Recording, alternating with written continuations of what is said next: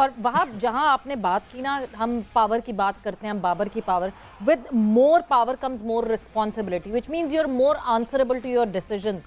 आपने इतने सारे सवाल अभी यहाँ पे पूछे, ये सवाल सिर्फ आप नहीं पूछ रहे, ये सवाल सारी पूरी आवाम पूछ रही है कि ये क्यों नहीं हुआ, ऐसे क्यों नहीं हुआ, why was that decision taking, why wasn't. और अब जब एक्सपीरियंस की बात करते हैं, कल मेरा ख्याल से अगर सरफराज के इंक्लूजन से पाकिस्तान टीम ने तो फ़ायदा उठाया, सबसे ज़्यादा बाबर आजम ने फ़ायदा उठाया, बिकॉज बाबर आजम जो कि वो एक 50 पे रुक जाते थे, उस 50 को ही was able to convert in 100 and then in 150 because he was not concerned about the other end, उनके अदर एंड भी सेफ हुआ था। सो मेरा ख्याल से over the period of time Babar को अंदाजा होगा कि कितना इंपॉर्टेंट होता है एक सीनियर का टीम में रहना। आज हमने अबरार की बॉलिंग पे डिसीजन देखा कि अबरार वाज परसिस्टेंट कि ले लो रिव्यू, बट सरफराज सेट कि नहीं, वो रिव्यू नहीं लेना, एंड ही वाज राइट कि वो रिव्यू नहीं लेना।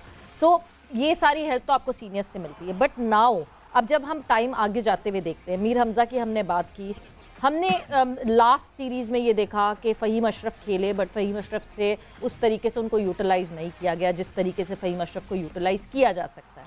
अभी मैं देखती हूँ कि शायद मीर हमजा भी कंपैरेटिवली अपने हिसाब से कम बॉलिंग कर रहे हैं। सिर्फ 3 ओवर शुरू में करवाए थे और अभी उन्होंने टोटल 7 ओवर किए हैं इस पूरे दिन में। तो वो भी लगता है आपको कि वहाँ भी कहीं ना कहीं कोई इशू आएगा?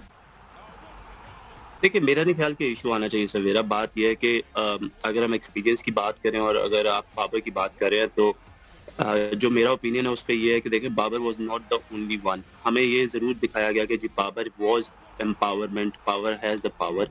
बट देखिए, अगर आप ये बात देखें कि जब भी टीम सिलेक्शन जब होती थी तो जब चेयरमैन साहब थे वो भी एक ही बात करते थे, चीफ सिलेक्टर साहब भी एक ही बात करते थे, मैनेजमेंट भी एक ही बात करती थी और बाबर भी एक ही बात करते थे। तो इसका मतलब ये था कि जिन्होंने भी वो गलत डिसीजन ली है, इन सबको एक दूसरे को कवर करने की जरूरत थी और उन्होंने सपोर्ट किया, विच इज राइटली सो, अच्छा था। लेकिन बात यह कि जिन लोगों की आपने बात की कि जो मैंने सवाल किए हैं, लोग वो सवाल तो प्रेस कॉन्फ्रेंस में पूछ ही नहीं सकते थे, क्योंकि उसकी वजह यह है कि लोग जब ये सवाल पूछते थे तो उसका जवाब नहीं था, और जो सवाल ऐसा कर लेता था, मैंने सुनने में मेरे तो ये भी आया कि वो अगली दफा दोबारा उस प्रेस कॉन्फ्रेंस में बैठता नहीं था। तो देखिए, आप सही को सही और जब तक गलत को गलत नहीं कहेंगे ना तो आप इम्प्रूव नहीं करते। तो उसके लिए तो मेरा ये सवाल है, क्योंकि ऑब्वियसली कुछ लोगों के एक्रेडिटेशन रोक दिए गए थे। वो क्यों रोके गए थे? अगर आप ये क्या कहते हैं, बोर्ड की तरफ से जो रोके गए थे सवाल करने पे या चीफ सिलेक्टर से सवाल करने पे, तो उनका जवाब देना चाहिए था ना। सवाल इसलिए किया जाता है कि उसका जवाब मिले और आप मुतमईन करें, लेकिन अगर सवाल अलिफ और जवाब बे हो तो उसकी तो समझ वैसे ही नहीं आती आपको। तो ये तो हो गई एक ही बात। एक्सपीरियंस की बात जो आपने की, देखें सरफराज के आने से एक्सपीरियंस जरूर आया है। Sarfaraz help it really well.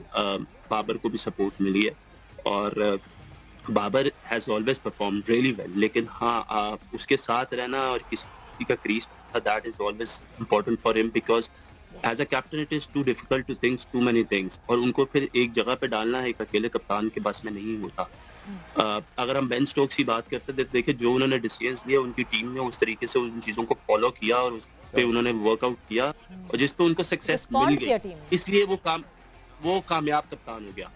ठीक है जी। लेकिन जब हमारे पास जो रिसोर्सेज थे वो एज कम्पेयर टू अगर हम इंग्लैंड देखें तो वो कभी भी इतने एक्सपीरियंस नहीं थे और इतने अच्छे नहीं थे। तो इतनी बड़ी सीरीज में तो पहले ही मैच में 4 डेब्यू होने नहीं चाहिए। यासिर शाह बेचारा किधर गया?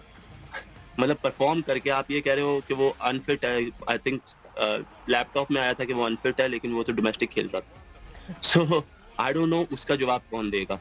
जहां तक है कि मीर हमजा की बात देखें, Mir Hamza is coming back after a long time.